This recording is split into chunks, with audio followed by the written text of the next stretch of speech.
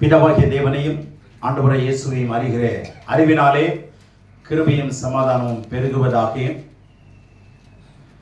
இந்த காலவேளையிலே கர்த்தருடைய பிரசன்னத்தில் வந்திருக்கிற தேவனுடைய பிள்ளைகள் யாவரையும் கிறிஸ்து இயேசுவுக்குள் வாழ்த்துவதில் மகிழ்ச்சி அடைகிறேன். இந்த செய்தியை கேட்கிற நீங்களும் ஆன்லைன் மூலமாய் கேட்க இருக்கிற தேவனுடைய பிள்ளைகளையும் அவருடைய குடும்பங்களையும் கர்த்தர் நிறைவாய் ஆசீர்வதிப்பாராக.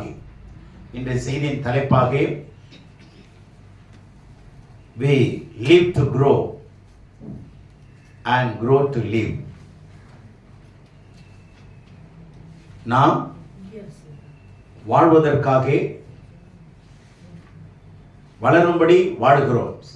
வளரும்படி வாழுகிறோம், வாழ்வதற்கு வளர்கிறோம். நன்றாய் புரிந்து கொள்ளு. ஆகவே வளர்ச்சி என்பது உலகத்தில் இருக்கிற மனுஷனுக்கு மாத்திரமல்ல, மிருகங்களுக்கு மாத்திரமல்ல, மரம் செடி கொடிகளுக்கு மாத்திரமல்ல. இது பொதுவான ஒரு வார்த்தை. எல்லாமே வளர்ந்து கொண்டுதான் இருக்கிறது. உயர்தினையும் அக்கிரனையும் சேர்ந்து வளர்ந்து கொண்டுதான் இருக்கிறது. ஆனால் சமுத்திரத்தில் இருக்கிற மச்சங்களும் வளர்கிறது, மீன்களும் வளர்கிறது. திமிங்கலம் எவ்வளவு சைஸ் பாருங்க, ஒரு கப்பலை ஈஸியா கவுத்துறது. அவ்வளவு பெரிய உருவமாக வளர்ந்து கொண்டு வருகிறது. ஆகவே மனிதன் தெய்வத்தினுடைய படைப்பின் சிகரம். is a crown of creation of God. படைப்பின் சிகரம். அதுல ரட்சிக்கப்பட்டவங்க இன்னும் மகிமைக்குரியவர்கள், உயர்ந்தவர்கள், ஆசீர்வதிக்கப்பட்டவர்கள். ஆகவே நாம் சரீரத்தின்படி வளர்ந்து கொண்டுதான் வருகிறோம். Our God is the author of growth. அவர்தான் காரணர் வளர்ச்சிக்கு. அவர் விரும்புகிறார், வளர்ச்சியை விரும்புகிறார். வளர்ச்சி இல்லாமல் மகிழ்ச்சி கிடையாது.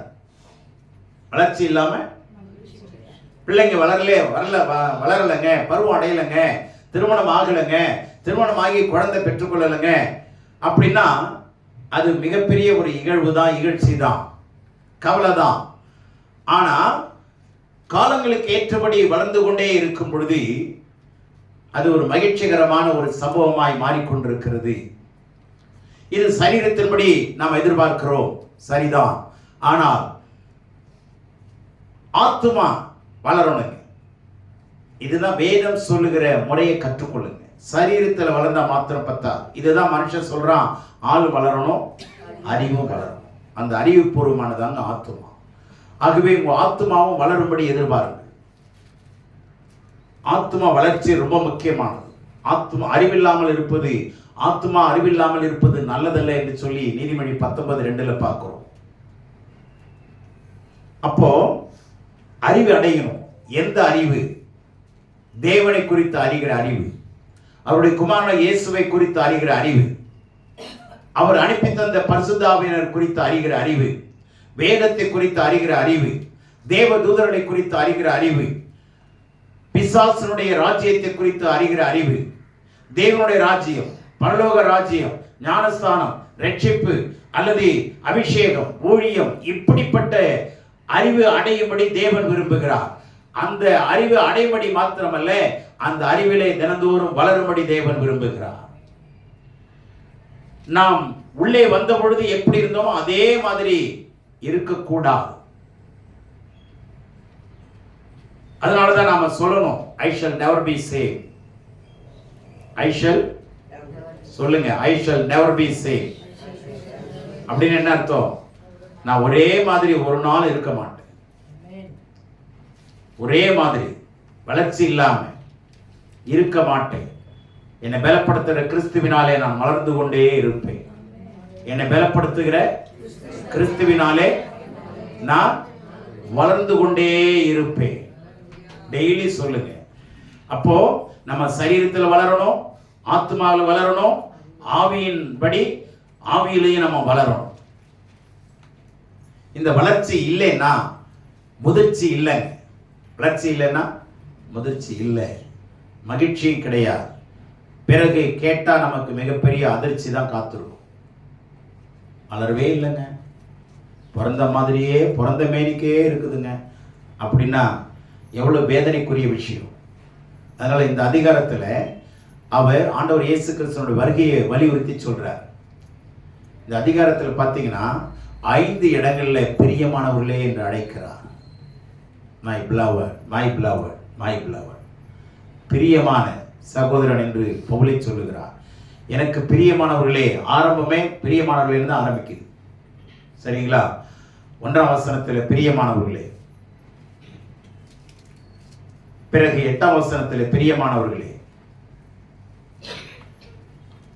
14ஆம் வசனத்தில் பிரியமானவர்களே, 15ஆம் வசனத்தில் பிரியமான சகோதரன் ஆகிய பவுலே, 17ஆம் வசனத்திலே ஆதலால் பிரியமானவர்களே. 5 முறை பிரியமானவர்கள்ங்கிறது கொடுக்கப்பட்டிருக்கிற வார்த்தை முக்கியமானது. குடும்பத்தில் பிள்ளைகள் இருக்கிறார்கள், அதில் பிரியமான பிள்ளைகளும் இருக்கிறார்கள். எனக்கு 5 பிள்ளைங்க, இவன் ஒருத்தன் தாங்க சொல்றதெல்லாம் கேட்பான், மீதி 4 கேட்காதுங்க. எத்தனை பேர் சொல்றாங்க? குமாரத்திகளுக்குள்ளே பிரியமான குமாரத்தி இருக்கிறார், குமாரர்களுக்குள்ளே பிரியமான குமாரர்களும் இருக்கிறார்கள். ஆக இந்த பிரியம்ங்கிறது மிக முக்கியமான ஒரு வார்த்தைங்க. ஒரு தனித்து காட்டக்கூடிய ஒரு வார்த்தை, விசேஷித்து காட்டக்கூடிய வார்த்தை, தனித்துவம் நிறைந்த வார்த்தை, யூனிக்னஸ், ஒரு தனித்தன்மை. எல்லாரும் போல இல்லைங்க. இவங்களுக்கு 1000 குறை இருந்தாலும் கடவுளுடைய சன்னிதியில குறை வைக்காதவங்க. என்ன பலவீனம் இருந்தாலும் ஆண்டவருடைய ஆராதனைக்கு வருகிறதுல இவங்கள மாதிரி உற்சாகம் காட்டுறது வேற யாரும் இல்லைங்க. தனித்துவமா சொல்லுவாங்க. அது இது காட்டுதுன்னா வளர்ச்சியை தான் காட்டுது, அல்லது உங்களுடைய முதிர்ச்சியை காட்டுது. வளர்ந்திருப்பாங்க, யார்கிட்ட என்ன பேசணும்னு தெரியாது. அப்போ அங்கே அவமானப்பட வேண்டிய சூழ்நிலை. தேவனுடைய பிள்ளைகளே, கிறிஸ்துக்களே வளரும்படி பிரியமானவர்களாய் மாறணுங்க. குமாரனாய் இருக்கிறது மாத்திரமல்ல, பிரியமான குமாரனாய், விசுவாசிகளாய் இருப்பது மாத்திரமல்ல, பிரியமான சீஷர்களாய் மாறணும். வளர்ந்து வரணும்.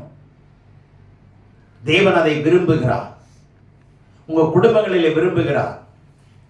5 பேர் இருக்காங்க, 5 பேரையும் வேலைக்கு அனுப்புறாங்க. ஆனா ஒருத்தரையாவது கடவுளுடைய வேலைக்கு அனுப்புறாங்களா?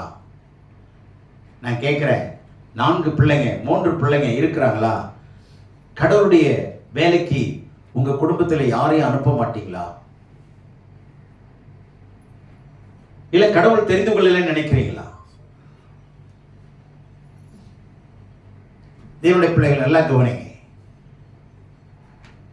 எங்க குடும்பத்தில் நாங்கள் 5 பேர், அதுல 2 பேர் ஊழியத்தை, முழு நேர ஊழியத்தை செய்து கொண்டிருக்கிறார். முழு நேர ஊழியத்தை செய்த என்னுடைய சகோதரி, என்னுடைய 2வது அக்கா, அவங்க MA BEd முடிச்சு முழுவதும் கடவுளுக்கு என்று ஒப்பு கொடுத்து அர்ப்பணித்து ஊழியம் செய்தவர்கள். வீட்டுக்கு ஒரு மரம் வளர்ப்போம் என்று அரசு சொல்லிட்டே இருக்கு, அரசாங்கம்.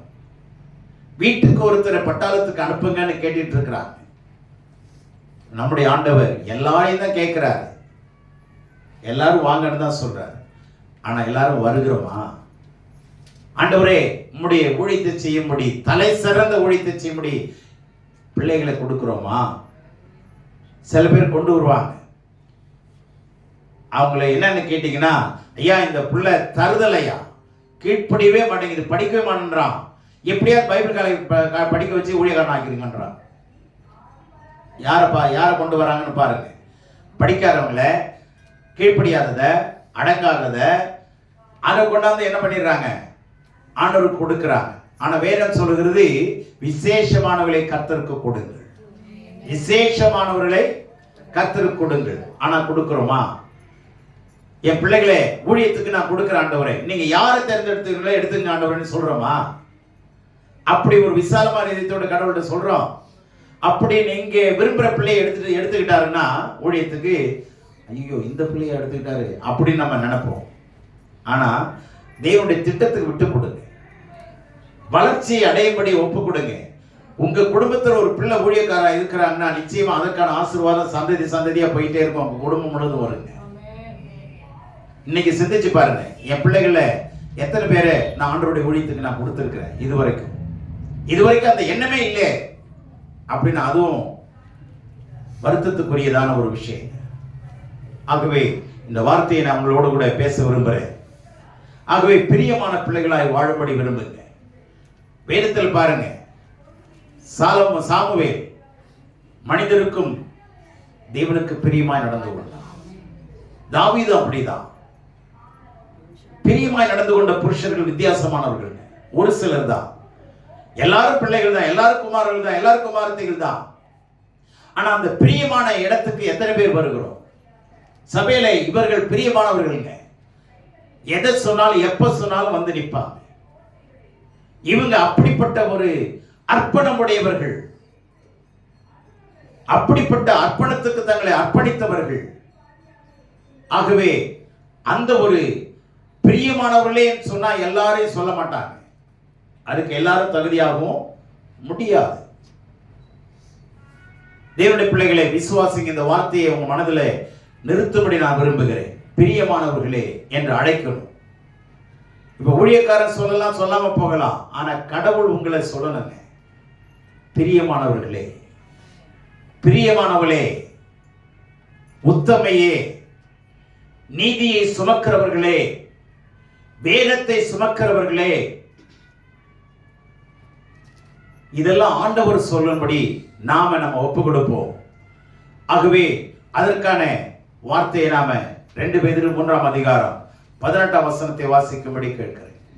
நம்முடைய கர்த்தரும் இரட்சகருமாகிய இயேசு கிறிஸ்துவின் கிருபையிலும் அவரை அறிகிற அறிவிலும் வளருங்கள். அவருக்கு இப்பொழுதும் என்றென்றைக்கும் மகிமை உண்டாவதாக. ஆமென். ஆமென்.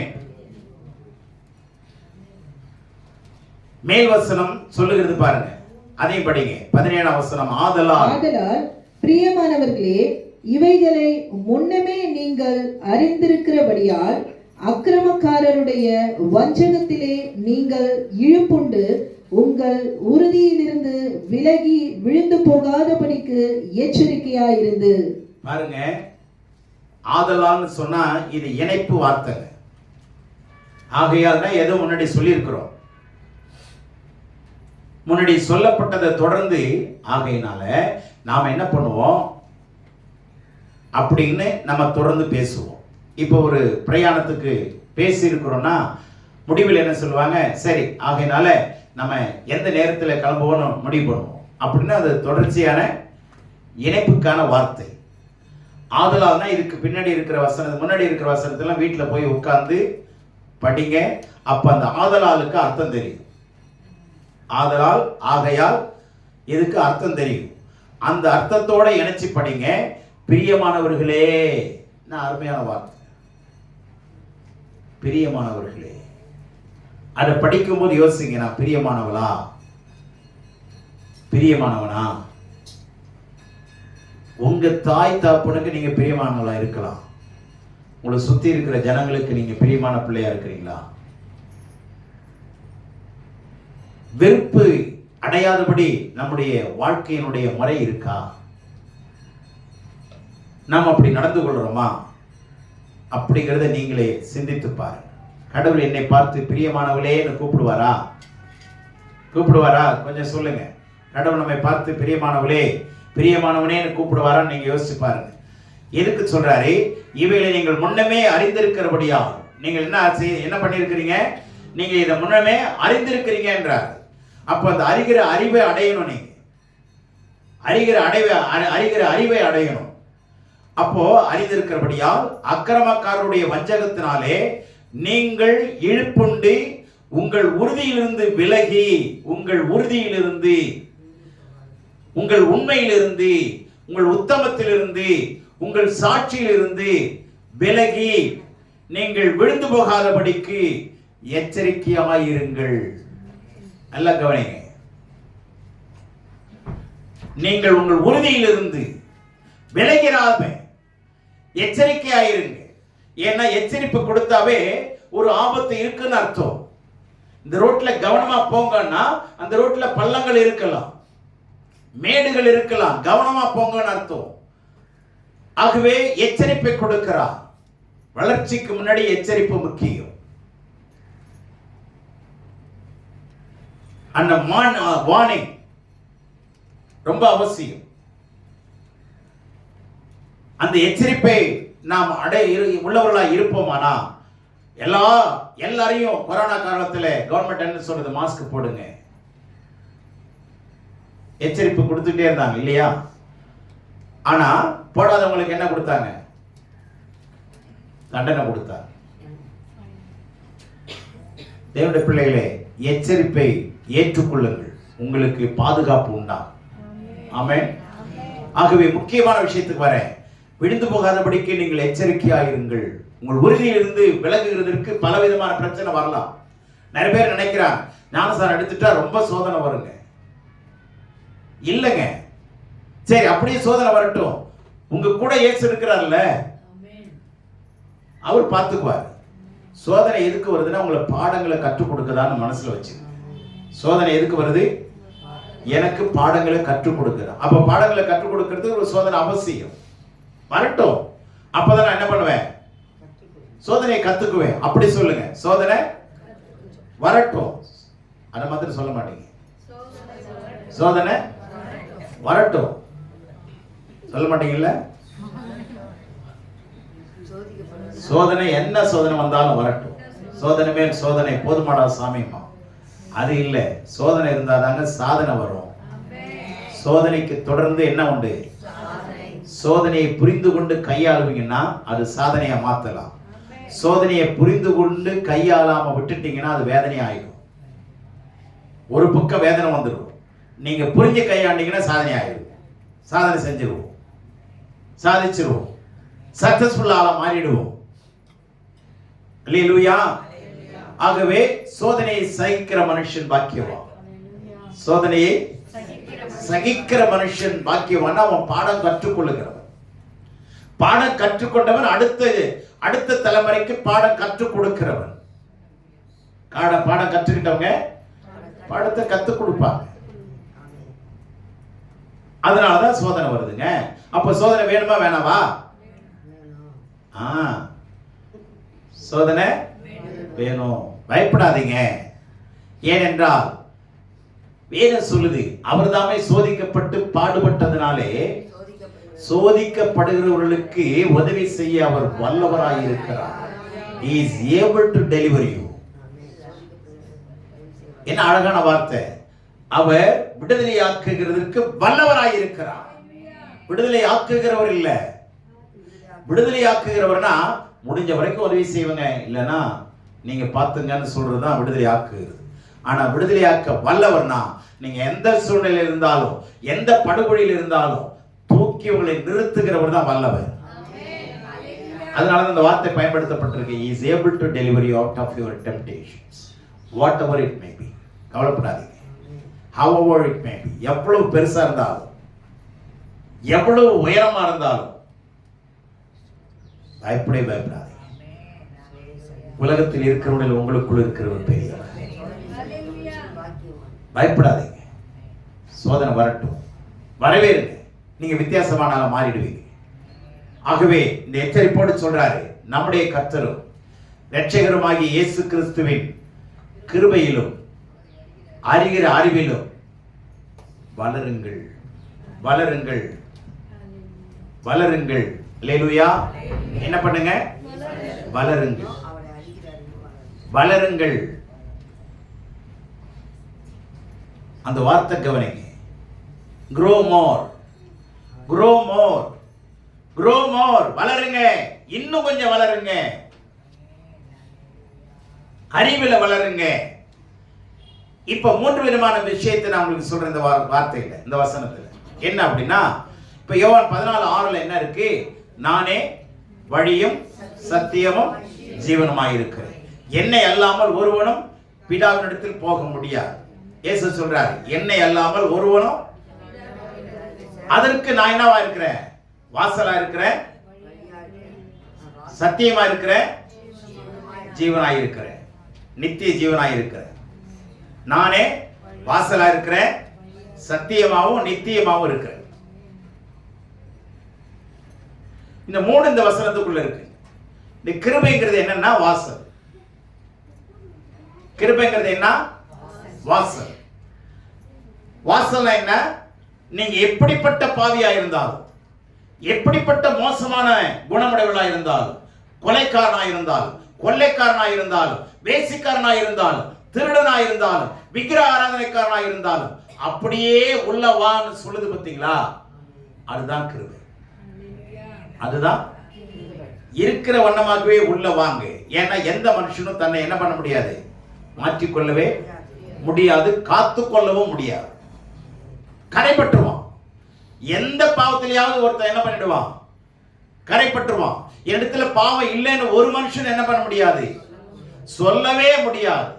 எத்தனையோ காரியங்களை பார்க்கிறோம், சிந்திக்கிறோம், அதுவே தப்புன்னு வேதம் சொல்லுது. ஒரு தவறான படத்தை பார்த்தாவே தவறான சிந்தனை வந்துருது. அதுக்கப்புறம் நம்ம மீண்டு வருகிறோம், சரி. ஆனா அதுவே தப்புன்னு சொல்லி வேதம் சொல்லும்போது, அப்போ பாவம் நம்மை எப்பொழுதுமே நம்மை மேற்கொள்ளும்படி நம்மை சுற்றிலும் இருந்து கொண்டிருக்கிறதை கவனிக்க வேண்டும்.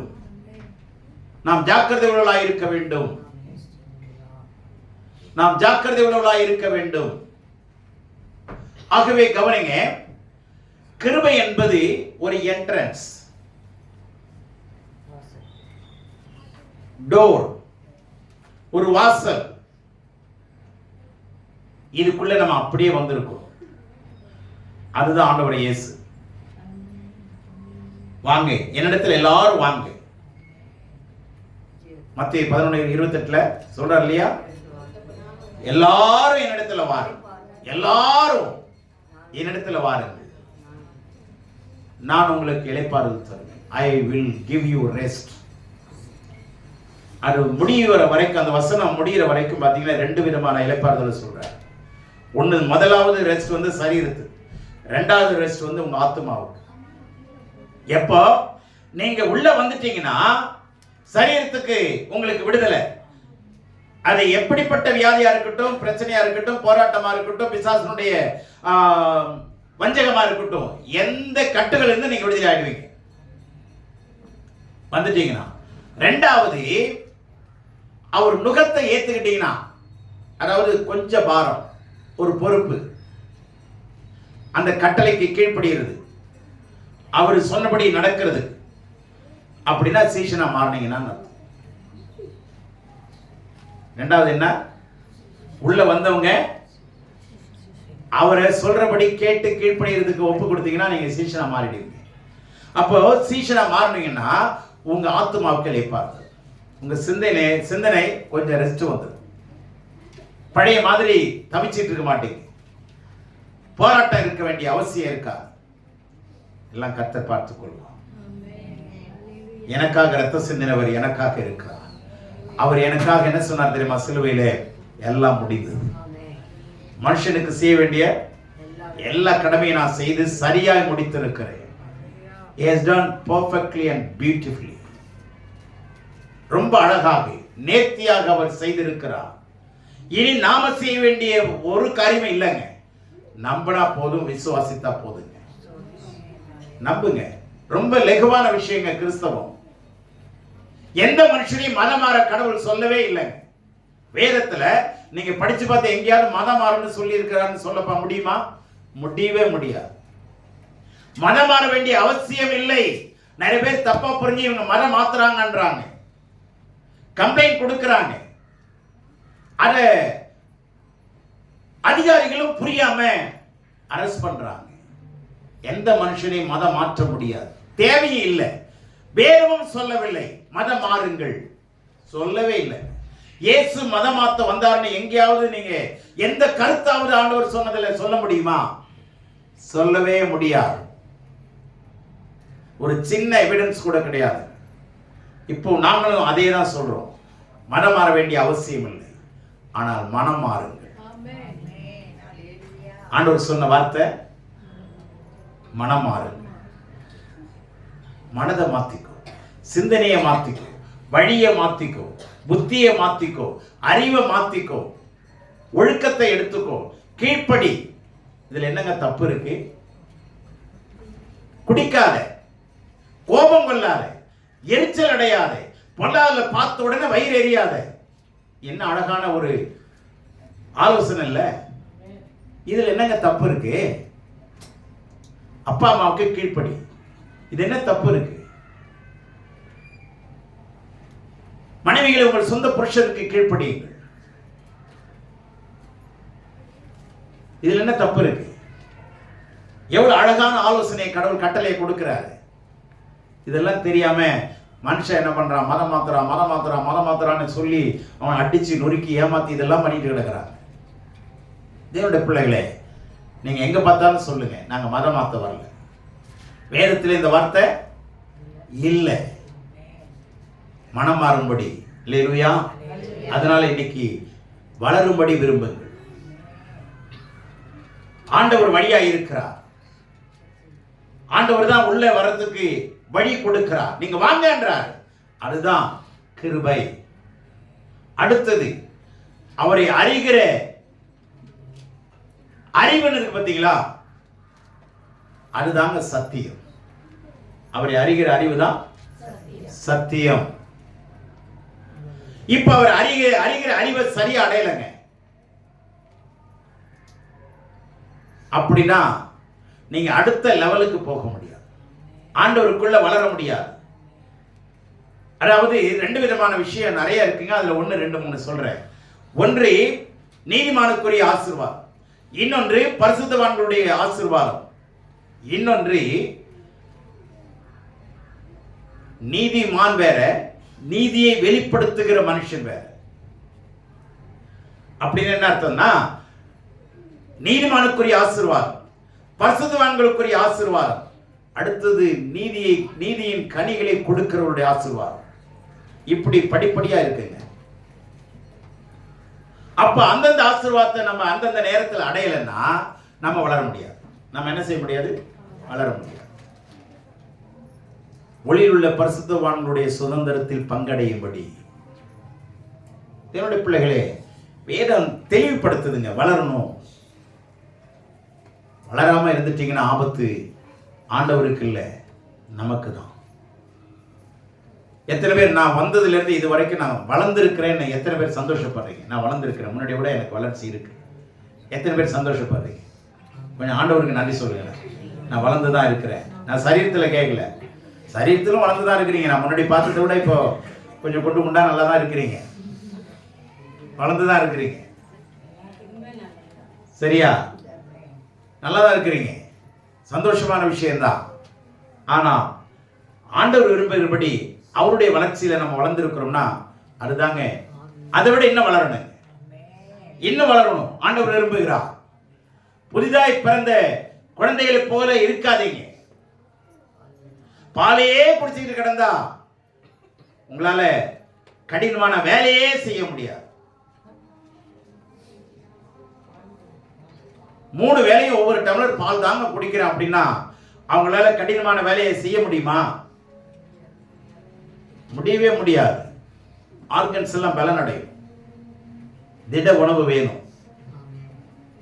தேவனுடைய பிள்ளைகளை, வசனத்தை அந்த காலத்துல நமக்கு தெரிஞ்ச 2 வசனத்தை, கர்த்தர் மேய்ப்பராய் இருக்கிறார், அவர் என்னை தாட்சி அடைய விட மாட்டார், இதையே பாடிட்டு உட்கார்ந்துருந்தா அதுக்கப்புறம் எங்க வளரணும்? ஆகவே 2வது விஷயத்தை சொல்லி முடிக்கிறேன். அவருடைய சத்தியத்தை அறிகிற அறிவிலே வளரு. அவருடைய சத்தியத்தை அறிகிற அநேக சத்தியங்கள் இருக்கு, ஆயிரக்கணக்கான சத்தியங்கள் இதுக்குள்ள இருக்கு. அந்த அறிகிற அறிவிலே அந்த சத்தியத்தை கேளுங்க, உபதேசத்தை கேளுங்க. வெறும் பிரசங்கத்தையே கேட்டுட்டு இருக்காதீங்க, வேஸ்டுங்க. நான் ஏன் அந்த வார்த்தையை சொன்னா தப்பா எடுத்துக்காதீங்க.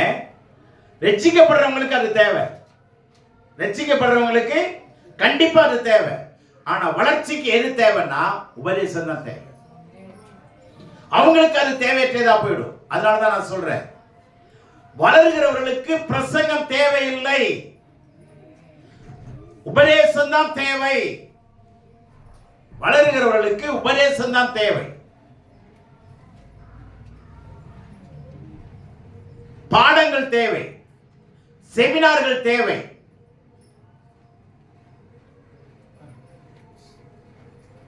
நல்ல கவனி, செமினார்கள் தேவை. பாடம் கத்துக்கணும், அதுக்குன்னு வரணும். பிரசங்கம் கேட்டு வளர முடியாது. நீங்க உபதேசத்தை கேட்டீங்கன்னா அதிகமா வளரலாம். அதனால சத்தியத்தை அறிகிற அறிவு 2வது. 3வது, அவருக்கு இப்பொழுதும் என்னென்றைக்கு மகிமை உண்டாவதாக இருக்குல்ல, அந்த மகிமை எங்க இருக்குதுன்னா வளர்ச்சியில் முதிர்ச்சியில் இருக்குங்க. அந்த மகிமை தான், நல்ல கவனிங்க, நித்தியம். நானே வழியும் சத்தியமும் ஜீவனுமாய் இருக்கிறேன்னு இருக்கா, அந்த ஜீவன் தான் நித்திய ஜீவன். அங்கதான் மகிமை உங்களுக்கு தெரியும். அல்லேலூயா. வேற மாதிரி மாத்தி சொல்லி முடிக்கிறேன். இந்த வழிதான் மோசே நாட்களில் ஆண்டவர் கட்டுமான ஒரு விஷயத்தை காமிச்சார். என்னது? ஆசரிப்பு கூடாரம். அதை நிறுவு அப்படின்னு சொல்லி அதை கட்டி முடிக்க சொன்னார். அப்ப அந்த ஆசரிப்பு கூடாரத்தில் 3 விதமான இடம் இருக்கு. முதலாவது இடம் பலிபீடம். அதுதான் வழி. அந்த பலிபீடத்துக்கு எல்லாரும் வந்து பலி செலுத்தலாம். எந்த பாவம் செய்தவர்களும் பலி செலுத்தி ரத்தம் செஞ்சுட்டு மன்னிப்பு வாங்கிட்டு போயிடலாம். அதுதான் வழி. அது எப்பொழுதுமே மூடப்பட்டதா இருக்காது, திறந்தே இருக்கும். 24/7 அது வந்து எப்பொழுதுமே திறந்திருக்கும். அதுதான் வழி. சரிங்களா? அதுதான் வாசல். 2வது சத்தியத்தை கேட்கிற இடம் எதுனா பரிசுத்த ஸ்தலம். 2வது இடம் எது? பரிசுத்த ஸ்தலம். அங்கதான் அப்பம் இருக்கும், ஆராதனை பீடம் இருக்கும், அதுக்கப்புறம் குத்து விளக்கு இருக்கும். அதுக்குள்ள இது ஆவிக்குரிய சத்தியத்தை அறிகிற அடையாளத்துக்கு சொல்லப்பட்டிருக்கிற விஷயங்கள். அப்போ வழியிலிருந்து பலியிட்டு அந்த ரத்தத்தை எடுத்து எங்க வரணும்? பரிசுத்த ஸ்தலத்துக்குள்ள வரணும். அது எதை குறிக்குதுன்னா 2வது வளர்ச்சியை குறிக்குது. அடுத்தது மகா பரிசுத்த ஸ்தலம். அங்கதான் மகிமை நிரம்பி இருக்கும். உடன்படிக்கை பெட்டி அங்கதான் இருக்கும். மகிமை அங்கதான் இருக்கும். புரியுதுங்களா? அப்போ உள்ள வந்தவங்க சத்தியத்தை கேட்டு மகிமை அடைவார்கள். ஆமென். புரிஞ்சதா? உள்ள வந்த நிலைமையிலே நின்னுடாதீங்க, திரும்பி போயிடாதீங்க. அடுத்தது எங்க மூவ் பண்ணணும்? உள்ள வரத்துக்கான திரைச்சீலை ஒண்ணு இருந்தது. அந்த திரைச்சீலை ஆண்டவர் இயேசு மரிக்கும்போது என்னாச்சு? அந்த திரைச்சீலை 2ஆய் கிழிந்தது. அப்ப அங்கே நீங்க உள்ள போகலாம், எல்லாருமே போகலாம். நல்லா புரிந்து கொள்ளுங்க. 2வது இடம் பரிசுத்த ஸ்தலம், 3வது இடம் மகிமை. புரியுதுங்களா? இப்ப அந்த மகிமை இங்க வந்துருச்சா? அந்த வசனத்துல வழியும் சத்தியமும் ஜீவன்கிற வார்த்தை இங்க வந்துருச்சா? நிறைவேறிச்சா? இப்ப வழிக்குள்ள வந்தவங்க என்ன ஆகணும்? பரிசுத்த ஸ்தலத்துக்குள்ள வரணும். பரிசுத்த ஸ்தலத்துக்குள்ள வந்தவங்க என்ன ஆகணும்? மகா பரிசுத்த ஸ்தலம். இதை நான் விவரிக்கணும்னா 3 மணி நேரம் குறைஞ்சது வேணும். இந்த ஆசரிப்பு கூடாரத்தை பத்தி நான் பேசி உங்களுக்கு வரமா சொல்லணும்னா 3 மணி நேரம் பத்தாது. இப்ப இந்த 3 இடத்தை மாத்தி சொல்றேன், நமக்கான வழியை சொல்றேன். நாம பலியிடப்பட வேண்டியது நம்முடைய சரீரம். அந்த வழியில இருக்கிற வழின்ற இடத்துல பலிபீடம் இருக்கு. அந்த பலிபீடத்துல நம்முடைய 3 விஷயம்: ஆவி, ஆத்மா, சரீரம். அந்த சரீரம் தான் எதை குறிக்குது? பலிபீடத்தை குறிக்குது. 2வது ஆத்மாங்கிற இடம் தான் எங்க? பரிசுத்த ஸ்தலத்தை குறிக்குது. ஆத்மாங்க தான் எந்த இடத்துக்கு வருது? பரிசுத்த ஸ்தலம், அறிவடைகிற இடத்துக்கு. அதுக்கப்புறம் நம்முடைய ஆவி தான் ஜீவனுக்கு ஏற்ற இடத்துல நிக்குது. இப்ப இந்த 3 இடம், இந்த 3ஐயும் புரிஞ்சுக்கிட்டீங்களா? சரீரம் எங்க இருக்கணும்? பலிபீடத்துல பலியிடப்படணும். ரோமர் 12:1 நீ வீட்டை படிச்சு பாரு.